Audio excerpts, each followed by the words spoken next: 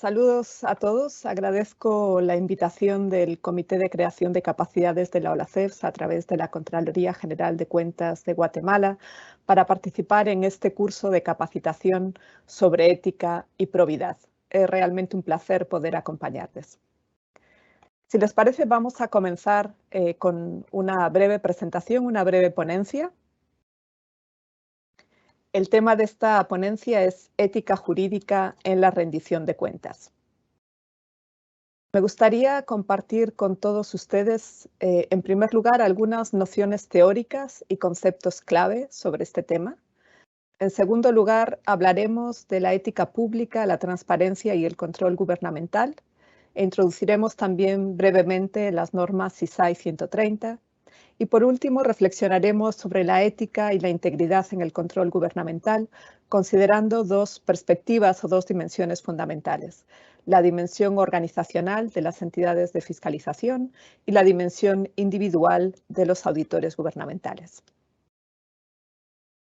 Comencemos, por tanto, con algunas nociones teóricas y algunos conceptos clave para encuadrar este tema.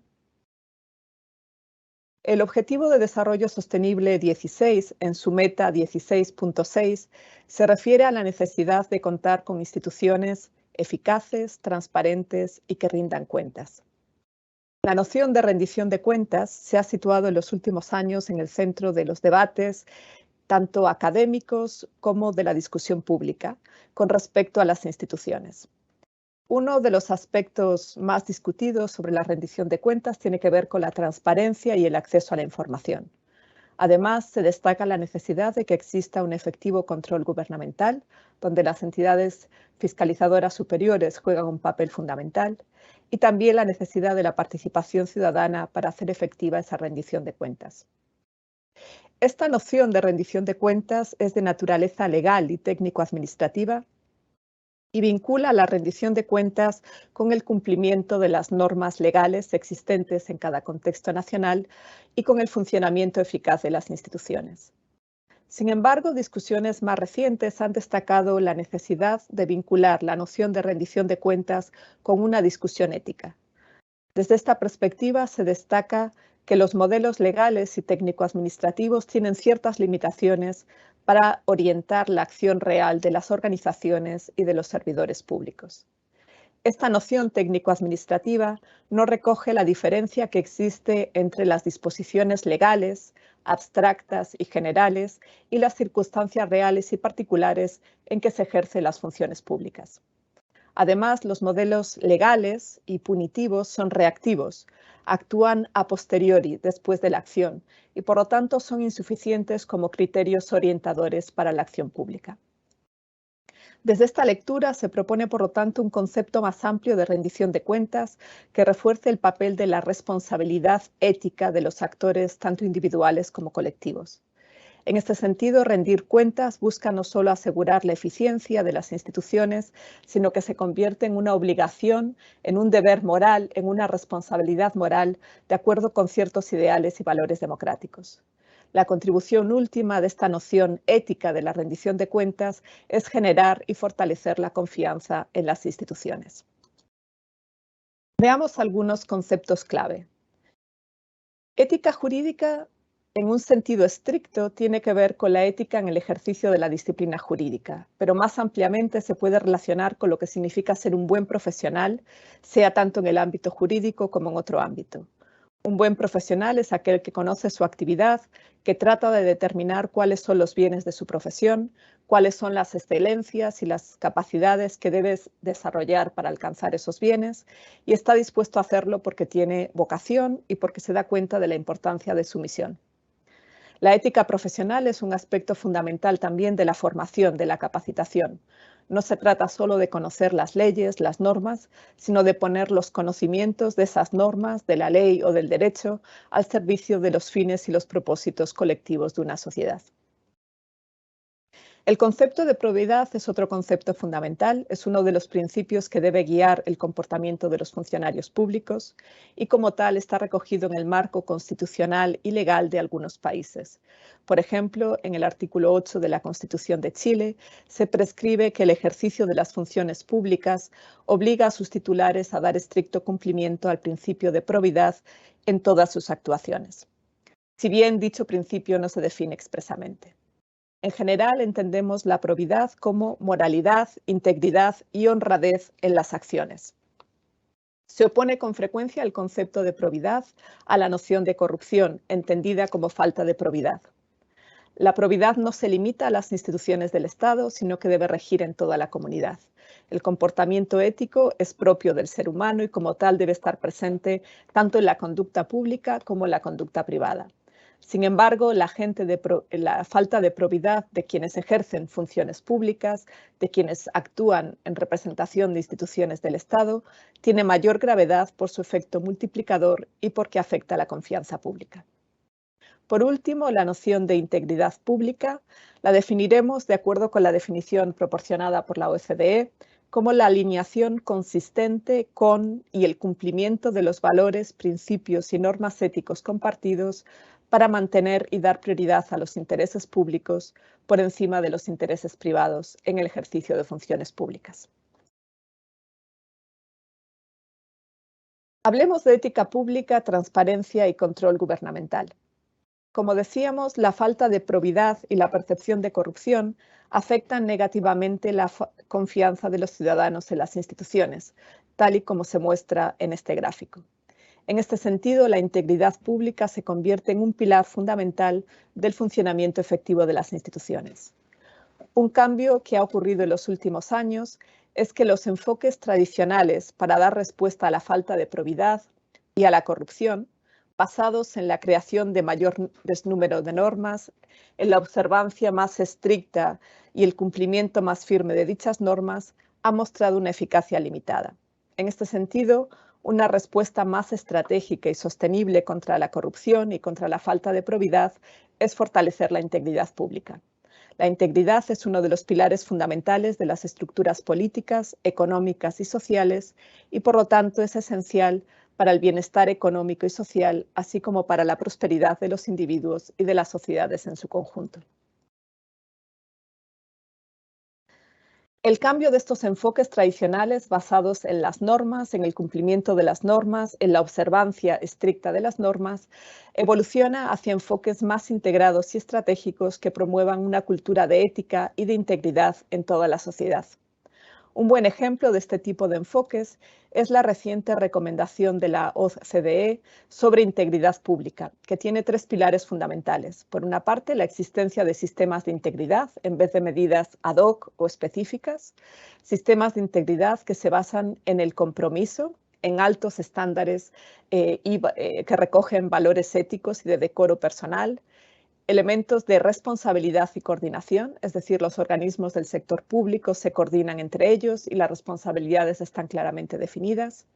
Estrategia, utilizando datos e indicadores de evaluación con base a riesgos legítimos a la integridad. Y por último, normas, es decir, reglas y valores del sector público que se reflejan en las leyes y las políticas organizativas. Un segundo elemento, un segundo pilar sería una cultura de integridad que abarca no solo a las instituciones del Estado, sino a toda la sociedad, empresas, individuos y actores no gubernamentales. También un elemento importante es el liderazgo, es decir, quienes ocupan posiciones o puestos directivos guían con integridad el funcionamiento de los organismos del sector público. Sistemas basados en mérito, es decir, el sector público procura emplear individuos profesionales y cualificados que tengan un compromiso con los valores de integridad del sector público. Formación y capacitación, es decir, disponer de las habilidades y capacidades necesarias para aplicar esas normas de integridad. Y apertura, es decir, se habla abiertamente acerca de los valores éticos necesarios para ejercer funciones públicas, para garantizar esa integridad de las instituciones públicas y es seguro reportar sospechas sobre posibles conflictos o falta de integridad. Y por último, rendición de cuentas.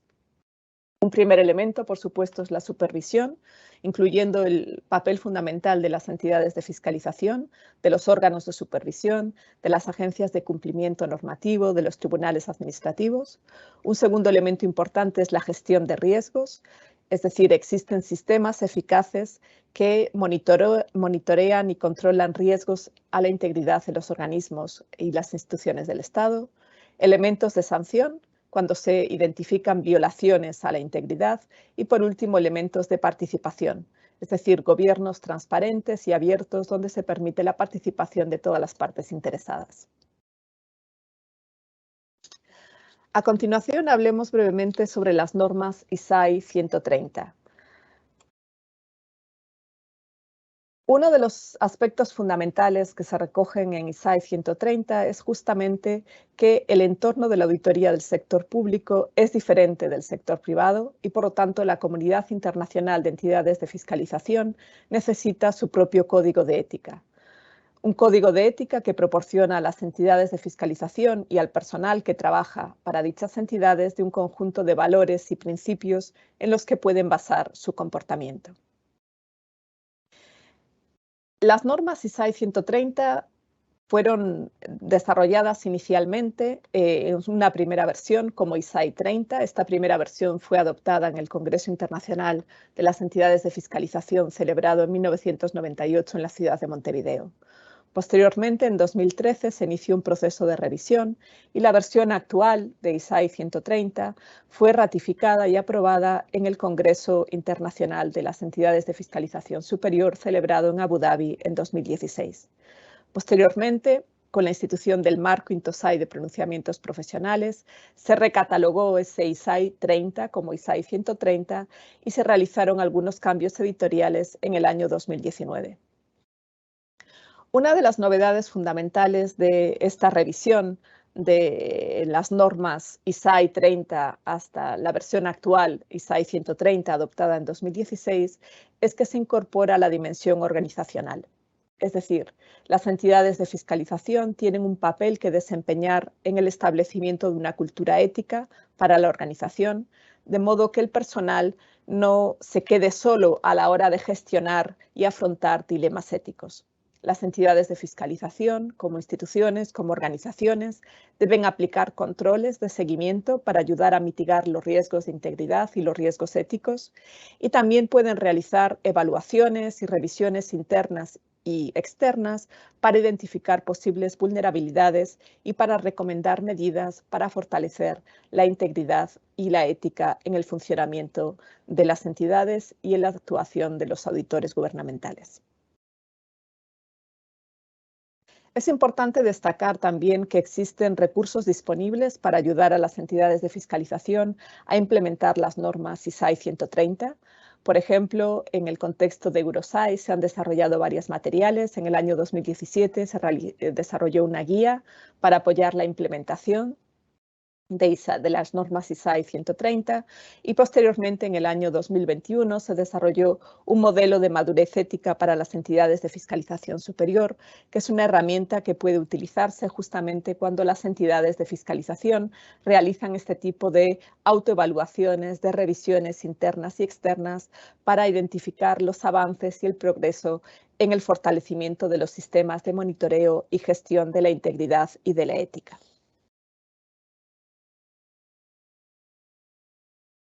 Abordemos, por lo tanto, estas dos dimensiones que decíamos que son fundamentales a la hora de reflexionar sobre la ética y la integridad en el control gubernamental. Por una parte, distinguimos la dimensión organizacional y por otra parte, la dimensión individual.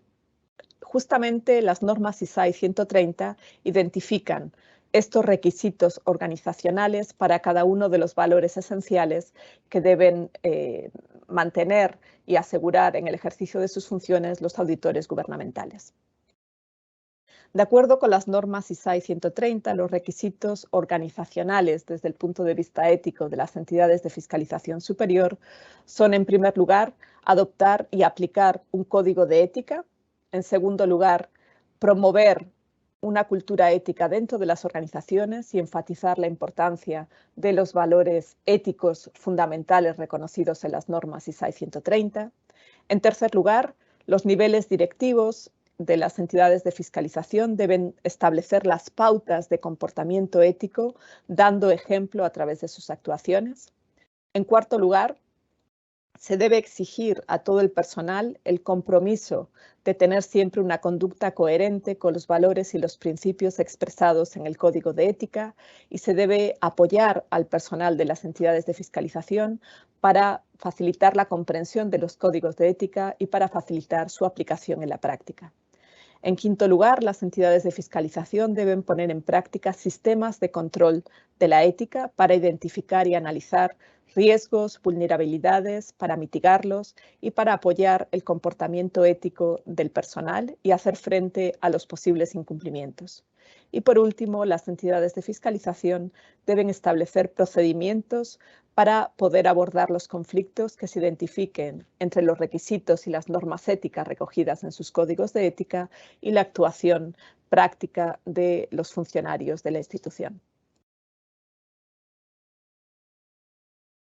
Es importante destacar que estos requisitos organizacionales que se recogen en la norma ISAE 130 son requisitos que se desarrollan a lo largo del tiempo, es decir, las entidades de fiscalización atraviesan un proceso incremental de maduración a la hora de desarrollar estos distintos componentes organizacionales. Por ejemplo, esta imagen que se ve aquí, si bien está en inglés, recoge justamente uno de los elementos del modelo de madurez desarrollado por Eurosai, donde se distinguen 5 niveles para cada uno de los elementos o de los requisitos organizacionales. Este que ven aquí, por ejemplo, se refiere al código de ética o el código de conducta de las entidades de fiscalización. Y por lo tanto hay un camino que recorrer desde el nivel inicial o emergente, donde simplemente existen algunos requisitos y obligaciones éticas en documentos dispersos en el marco de la entidad de fiscalización superior, hasta el nivel de mayor madurez, el nivel número 5, donde no solamente existe un código de ética adoptado, sino que además existe guía específica para facilitar y apoyar su implementación y mecanismos de retroalimentación que permiten actualizar ese código de ética, esas normas éticas, de acuerdo con la experiencia práctica de su aplicación. Me gustaría destacar 2 de los elementos que hemos mencionado, 2 de esos requisitos organizacionales. En primer lugar, el código de ética, que era uno de esos elementos, el número 4 que destacábamos antes. Justamente un código de ética para una entidad de fiscalización lo que hace es establecer valores y principios éticos y la forma en que la entidad de fiscalización espera que su personal se comporte. Por lo tanto, sirve para orientar el comportamiento de los individuos dentro de la organización. Uno de los ejemplos que pueden ver la imagen ahí es, por ejemplo, el código de ética adoptado por la Contraloría General de Cuentas de Guatemala. Es importante que estos códigos de ética en una entidad de fiscalización superior apoyen también un entorno propicio para que haya un comportamiento coherente de los individuos, de los auditores gubernamentales, con los valores y principios expresados en la norma. Por lo tanto, es importante enfatizar la necesidad de cumplir no solamente con la letra del código de ética, sino con su espíritu, y facilitar la comprensión del código de ética y apoyar su implementación. Otro de los elementos es la necesidad de contar con un sistema de gestión y supervisión con mecanismos para resolver los posibles conflictos éticos o de integridad que se planteen dentro de las entidades de fiscalización. Los controles de supervisión justamente ayudan a las entidades de fiscalización a mitigar los riesgos éticos o los riesgos de integridad. Hay distintos elementos que pueden utilizar las entidades de fiscalización, por ejemplo, mantener registros para hacer seguimiento de intereses, regalos, realizar autoevaluaciones, como mencionábamos antes, revisiones internas y externas que pueden ser utilizadas para identificar posibles vulnerabilidades, y también establecer procedimientos y mecanismos para reportar posibles casos de mala conducta, para realizar las necesarias investigaciones y para dar una respuesta adecuada en caso de que se confirme esa vulneración de los elementos, de las normas, de los valores expresados en el Código de Ética. Uno de los mecanismos que se puede establecer en este sentido, por ejemplo, es una comisión de ética, y aquí comparto, por ejemplo, la información que está disponible en la página del Tribunal de Cuentas de Brasil sobre la Comisión de Ética, donde se indica justamente en la página del Tribunal de Cuentas cuáles son las competencias de la Comisión de Ética, cuáles son la estructura organizacional, quiénes son los miembros, y se facilita el contacto para poder reportar posibles casos de vulneración de los valores y las normas éticas que rigen el comportamiento de los funcionarios de la institución. Pasemos ahora a reflexionar un poco sobre la dimensión individual. Como indicábamos, las normas ISAI 130 identifican 5 valores esenciales en el ejercicio de las funciones de los auditores gubernamentales. La primera sería la integridad, la segunda la competencia, independencia y objetividad, comportamiento profesional, confidencialidad y transparencia. Para cada uno de estos valores esenciales, como decíamos, las normas ISAI 130 distinguen estas dos dimensiones. Por una parte, la responsabilidad individual del auditor, pero también la responsabilidad organizacional de la entidad de fiscalización superior para crear las condiciones necesarias para la aplicación de ese valor ético. Otro aspecto interesante también a destacar es cómo en algunos casos las normas ISAI justamente identifican algunas posibles vulnerabilidades que las entidades de fiscalización deben tener en cuenta en relación a estos 5 valores esenciales. Destaquemos 2 de estos valores, quizá para reflexionar un poco y mostrar cómo son abordados en las normas ISAI 130. El primero sería integridad, y de acuerdo con la definición de las normas ISAI 130, integridad significa para el auditor gubernamental actuar con honestidad, de forma confiable, de buena fe y a favor del interés público. Desde el punto de vista individual, esto significa que los niveles directivos deben dar ejemplo, que el personal de las entidades de fiscalización debe actuar de manera honesta, fiable y en el interés público, debe ejercer las responsabilidades y usar sus potestades, información y recursos en beneficio del interés público y debe ser consciente y conocer las posibles vulnerabilidades de integridad y cómo mitigar esos riesgos.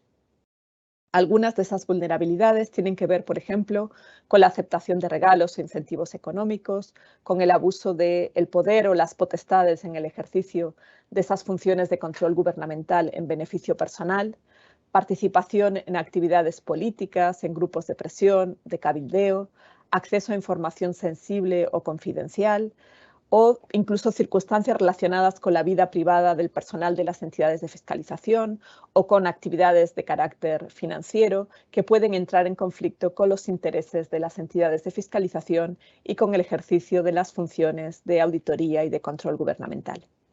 Desde el punto de vista organizativo, las entidades de fiscalización deben implementar y mantener sistemas de monitoreo y de control de la ética que permitan o que garanticen, que velen por estos valores de integridad en el ejercicio de las funciones de control gubernamental.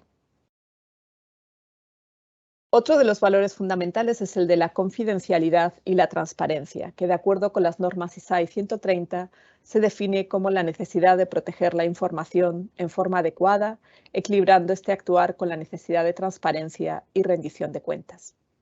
¿Qué supone desde el punto de vista individual? Para el auditor gubernamental esto supone la necesidad de estar al tanto de las obligaciones legales y las políticas internas y las directrices de las entidades de fiscalización relativas a la confidencialidad de la información y la transparencia de la información. No utilizar información confidencial para beneficio personal o de terceros, no revelar información obtenida como resultado del trabajo sin la debida autorización, estar alerta ante posibles vulnerabilidades, la posible revelación involuntaria de información confidencial y mantener también la confidencialidad profesional durante y después del cese del empleo en la entidad de fiscalización. Desde el punto de vista individual, hay elementos que permiten gestionar los riesgos a la confidencialidad de la información y establecer ciertos controles, usar, por ejemplo, el juicio profesional para respetar la confidencialidad de la información. En caso de duda acerca de qué información es confidencial o qué información puede ser comunicada, obtener asesoría legal dentro de la entidad de fiscalización para determinar cuál es la línea de actuación más apropiada.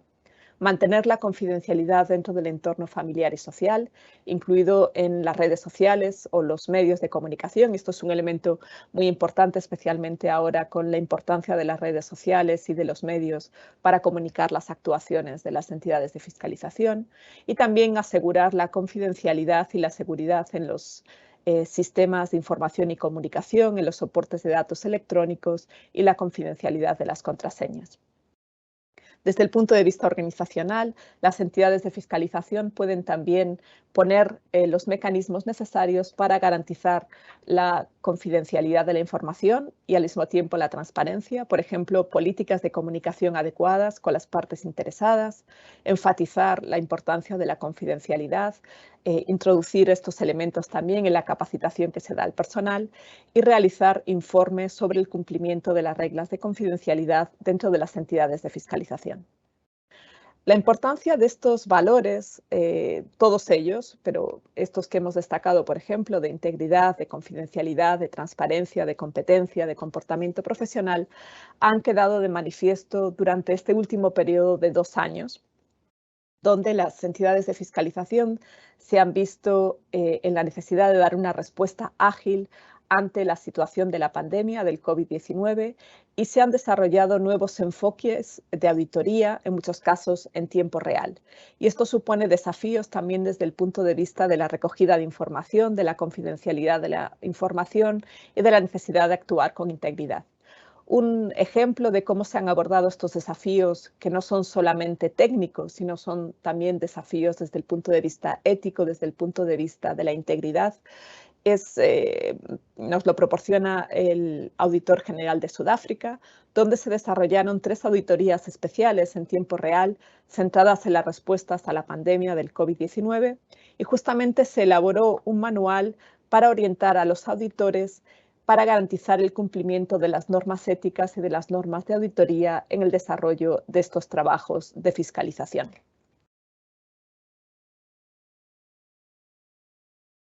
Por lo tanto, es importante destacar, para concluir esta breve ponencia, que el ejercicio del control gubernamental, de acuerdo con valores éticos, de acuerdo con valores que garantizan el ejercicio de la responsabilidad profesional, así como la existencia de sistemas de monitoreo y de gestión de la ética y de la integridad dentro de las entidades de fiscalización, contribuye a fortalecer la confianza de los ciudadanos en las entidades de fiscalización superior, pero también hacer más efectiva su actuación. Esta actuación más efectiva, esta fortaleza y esta mayor eficacia de las entidades de fiscalización redunda en instituciones públicas más fuertes, más efectivas, más inclusivas, más transparentes y en un mejor funcionamiento de la administración pública. Agradezco mucho de nuevo la oportunidad para participar en este curso sobre ética y probidad y compartir brevemente algunas reflexiones sobre la importancia de la ética jurídica en el ejercicio de la rendición de cuentas y destacar simplemente la importancia de tener en cuenta estos sistemas de gestión de la ética, estos sistemas de monitoreo y de gestión de los posibles riesgos a la integridad dentro de las entidades de fiscalización como una forma de hacer más efectivas sus actuaciones. Muchísimas gracias por su atención.